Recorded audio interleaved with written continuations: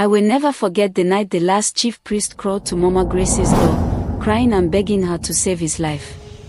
I grew up in a small town in Osun. Nothing big, red earth roads, the smell of palm oil everywhere, and everyone knowing everyone's matter. We shared everything, gossip, food, even pain. That's how we all got to know about Mama Grace and her family. She was one of those quiet, kind women who never missed church. Always neat, always polite. Nobody suspected what she was going through until her life started falling apart. Her husband, poor Akin, got sick suddenly. Nobody knew what was wrong. The man just started coughing blood and could barely stand. Then her daughter, Tenny, ran away to Lagos. Months later, people started whispering she had become a prostitute. And her son, Colonel, this one broke everyone. He was the best student in the whole community. Then one morning, he just snapped. Started shouting on the street, running naked, laughing at invisible people. They said he was mad. Everything hit that woman at once. One day, I went to deliver pepper to her house for my mother, and I heard something that still gives me chills. She was inside, alone, screaming at the top of her voice. Holy Ghost fire. Holy Ghost, take over this house. At first, I thought someone was attacking her. But when I peeked through the window, she was just pacing, sweating, praying like she was in a war. When she saw me, she didn't stop. She just said, "Oh, my child, you came. Sit down. This battle is almost over." I didn't understand what she meant, but that night, I heard she had joined a prayer group where they taught her about midnight prayers, 12 a.m. to 3 a.m., what they called the night watch. And from that day, she never stopped. After she started praying, things got worse first. People said they heard strange noises around her compound, animal sounds, crying, even chains.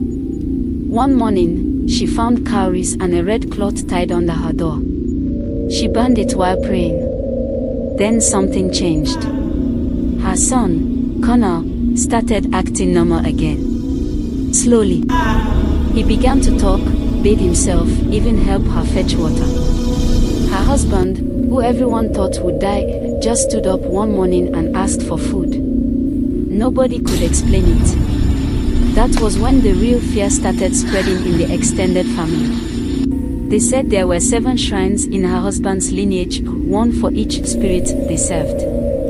Each had a priest watching over it. And as Mama Grace prayed, those priests started dying one after another. The first drowned in the river near the shrine. The second went blind before dying. The third shouted, "Fire! Fire!" in the middle of the night, though there was no fire anywhere. By the time the 6th one died, people started avoiding Mama Grace. Even me, I won't lie, I stopped passing her compound after sunset. Then came the last priest. He was old, feared, and known to speak with spirits. One night, I was coming back from fetching water, and I saw him crawling on his knees, head bare, crying. He crawled straight to Mama Grace's door. She came out slowly with her lantern. The man fell at her feet, crying like a baby. He said, "Please, tell that power you are using to leave me. Every night, fire burns me. I can't sleep." Mama Grace just looked at him and said quietly, "It is not my power. It is the Holy Ghost. What will you do with him?" The old man begged her to pray for him. That night, she did. He confessed how they had sent sickness to her husband, madness to her son, and loss to her daughter as sacrifices for their shrines. She told him about Jesus. He said he would serve her God.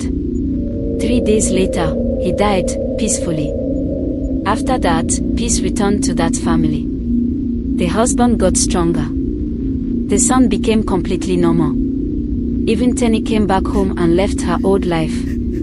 Sometimes when I pass by, I still hear Mama Grace praying at night. It's not as loud as before, but you can feel something different about her house, peaceful, yet powerful. And every time I remember the old man crawling on his knees, I ask myself the same question she asked him. What will you do with the Holy Ghost?